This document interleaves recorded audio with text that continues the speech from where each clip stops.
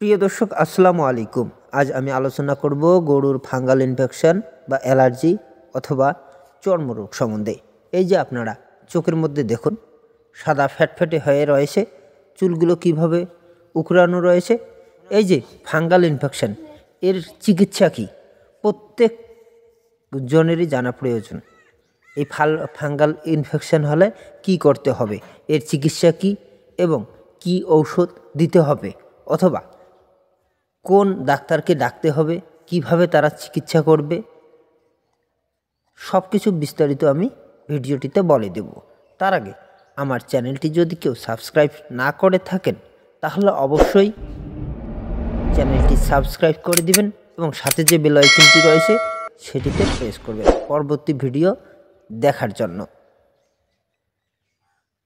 কেননা ডিয়ার সবুজ ভেট কেয়ার চ্যানেলে নতুন নতুন সুন্দর সুন্দর শিক্ষণীয় পশু চিকিৎসা সংক্রান্ত বিষয় নিয়ে আলোচনা করা হয়ে থাকে। তো যাই হোক, আমি এখন আলোচনায় ফিরে যাচ্ছি। এই যে আপনারা ফাঙ্গাল ইনফেকশনগুলো দেখতেছেন সাদা সাদা হয়ে গেছে, এটা কিন্তু দিন দিন মারাত্মক আকার ধারণ করে। অর্থাৎ এটা কিন্তু লাম্পি স্কিন ডিজিজ না, লাম্পি স্কিন ডিজিজ কিন্তু না, এটা ধীরে ধীরে বংশ বিস্তার করে। এক ধরনের ব্যাকটেরিয়া সেখান থেকে ধীরে ধীরে জীবাণু ছড়ায়, আস্তে আস্তে আস্তে আস্তে আস্তে আস্তে খোসা অর্থাৎ গরুর যে চামড়া রয়েছে সেটি কালো হতে থাকে এবং যে চুল রয়েছে সেটি আস্তে আস্তে উঠে যায়। এই যে আমি দেখাইতেছি, চুল আস্তে আস্তে উঠে যায় এবং তার কারণে গরুটি জীর্ণশীর্ণ হয়ে পড়ে। এবং এই যে পাতেও দেখতে পাচ্ছেন, পাগুলো দেখুন, ভালো করে দেখুন পাগুলোতে কিভাবে আমি দেখাচ্ছি। দিন দিন এই রোগের কারণে জীর্ণশীর্ণ হয়ে পড়ে এবং গরুটি দিন দিন দুর্বল হতে থাকে।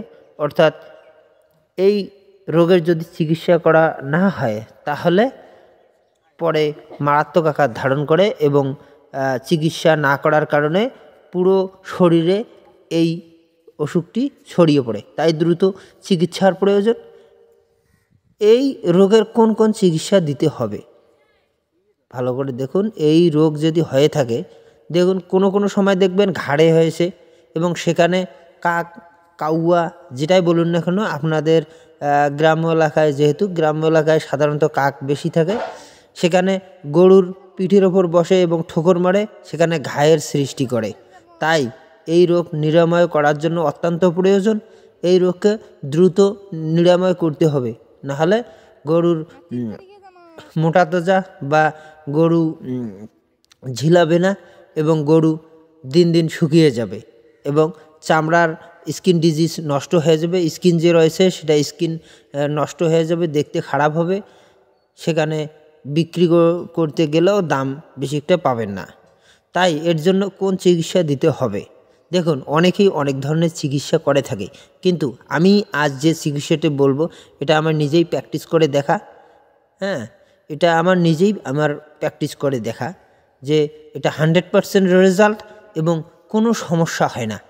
এই চিকিৎসা দিলে বরঞ্চ গরুর দেহের স্বাস্থ্যেরও উন্নতি ঘটে, প্লাস গরুটি দ্রুত ওই যে ফাঙ্গাল ইনফেকশন রয়েছে এবং চর্মরোগ রয়েছে বা অ্যালার্জি রয়েছে সেটি দ্রুত ধ্বংস হয়ে যায় এবং নতুন সেল গঠনে সহায়তা করে এবং সেখানে আস্তে আস্তে আগের মতো চুল ফিরে আসে এবং ছলছলা হয়ে পুরোপুরিভাবে ভালো হয়ে যায়।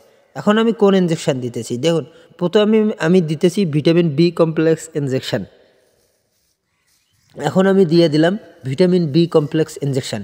একটা জিনিস খেয়াল রাখবেন, এই ফাঙ্গাল ইনফেকশানের জন্য একমাত্র অত্যন্ত জরুরি আইভারমেকটিন ইনজেকশান। আইভারমেকটিন ইনজেকশান একদমই জরুরি।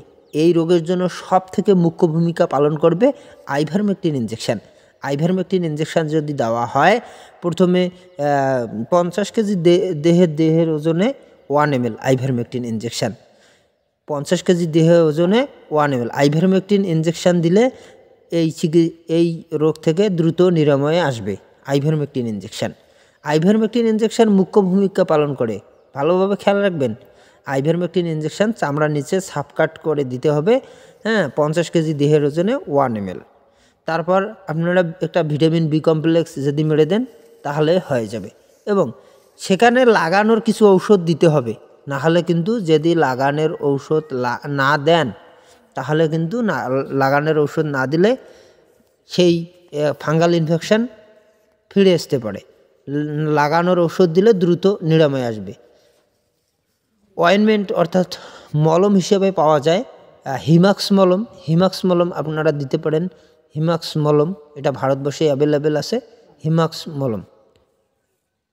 মলম ভালো কাজ করবে।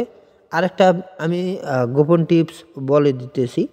এই হিমাক্স মলমের সাথে আপনারা যদি কিষান মলম যে পাওয়া যায়, কিষান মলম যদি দিয়ে দেন তাহলে কিন্তু দ্রুত রেজাল্ট আসবে। কিষান মলম, এই টিপসটা আপনাকে কেউই বলবে না, এই গোপন টিপসটা আপনাকে কেউই বলবে না। যদি আপনারা কিষান মলম দেন তাহলে দেখবেন যে দ্রুত সেখান থেকে ছিলছিলে হয়ে আসছে। একটা জিনিস খেয়াল রাখবেন, হিমাক্স মলমের সঙ্গে কিন্তু ওই কিষান মলমটি একসঙ্গে মিক্সড করে নারিকেল তেল দিয়ে দিতে হবে, তাহলেই দ্রুত রেজাল্ট আসবে। আর আইভারমেকটিন ইঞ্জেকশন যে রয়েছে চামড়ার মধ্যে সাবকাট দিতে হয়, সেই ইঞ্জেকশনটি ফির মোটামুটি 1 সপ্তাহ পর আবার রিপিট করে দিবেন। 1 সপ্তাহ পর পুনরায় আরেকবার চামড়ার নিচে ওই ইঞ্জেকশনটি পুশ করে দিবেন।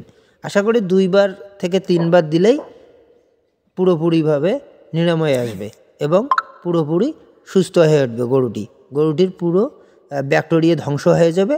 তারপর থেকে আর এরকম হবে না।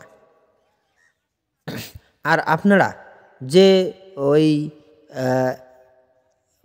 মলমটি রয়েছে, মলমটি অবশ্যই দিয়ে দিবেন। আপনারা যে কোনো ব্র্যান্ডেড মলম, হিমাক্সে বলুন আর হিমাক্স, তারপর টেপিকোর জেল, যেটাই বলুন না কেন, যে কোনো একটি মলম হলেই যথেষ্ট। বাংলাদেশে যে সমস্ত মলম অ্যাভেলেবেল আছে সেটা আপনারা কোনো একটা ব্র্যান্ডেড কোম্পানির মলমও দিতে পারেন। অয়েনমেন্ট মলম দিয়ে দিলে দ্রুত নিরাময়ে আসবে এবং তার সঙ্গে যদি কিষান মলম মিক্সড করে দেন তাহলে দ্রুত নিরাময় আসবে, গরুটি দ্রুত সুস্থ হয়ে উঠবে। তো যাই হোক বন্ধুরা, আজকের এইটাই ছিল আমার ভিডিও। পরবর্তী কোনো একটি ভিডিওতে দেখা হবে। আশা করি সবাই ভালো থাকবেন এবং আমার চ্যানেলটি অবশ্যই কিন্তু সাবস্ক্রাইব করে দেবেন। সাবস্ক্রাইব করতে কিন্তু ভুলবেন না। যদিও আপনারা শেষ পর্যন্ত ধৈর্য সহকারে আমার ভিডিওটি দেখলেন, তাই ভিডিওটিতে একটি লাইক তো অবশ্যই জরুরি। লাইক আর কমেন্ট, কোনো যদি জিজ্ঞেস করার থাকে, কোনো কিছু জিজ্ঞেস করার থাকলে অবশ্যই প্রশ্ন করতে পারেন, কমেন্ট করতে পারেন, আমি উত্তর দেওয়ার চেষ্টা করব। আশা করি সবাই বুঝতে পেরেছেন। পরবর্তী কোনো একটি ভিডিওতে দেখা হবে। ধন্যবাদ। ভালো থাকবেন, সুস্থ থাকবেন।